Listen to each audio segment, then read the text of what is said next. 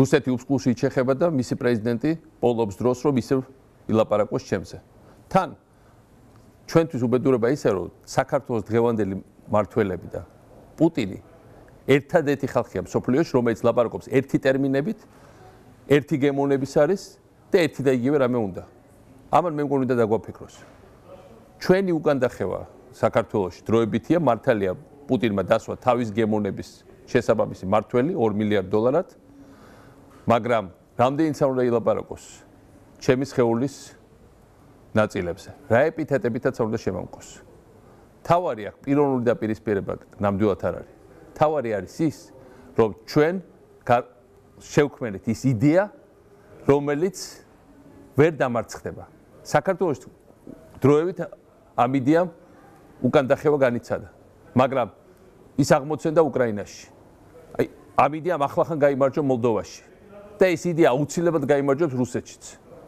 და ეს არის იდეა თავისუფლების, რომლის განსახიერება და სიმბოლოდ იქცა ის პოლიტიკა, რომელსაც ჩვენ ვატარებდით საქართველოში. და რა თქმა უნდა, პიროვნულად შეიძლება ჩვენ მოგსპონ, გვერდზე გაგვწიონ და ასე შემდეგ, მაგრამ ამ იდეას პუტინის უკვე ვეღარაფერს ვეღარ მოუხერხებს. რაც შეეხება ჩემ დასაქმებას, ვლადიმერ ვლადიმირელიძეს შეუძლია არ ინერვიულოს. ძალიან ბევრ წამყვან უნივერსიტეტში მიმიწვიეს ამ ბოლო თვეებში.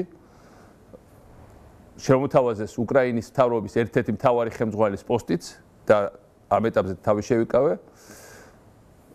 ჩემი ხელმძღვანელობით ინსტიტუტიც შეიქმნა ვაშინგტონში და ამერიკის სახელმწიფო დეპარტამენტმაც კარგა ხნის წინ მომცა სამუშაო O1 ვიზაზე თანხმობა.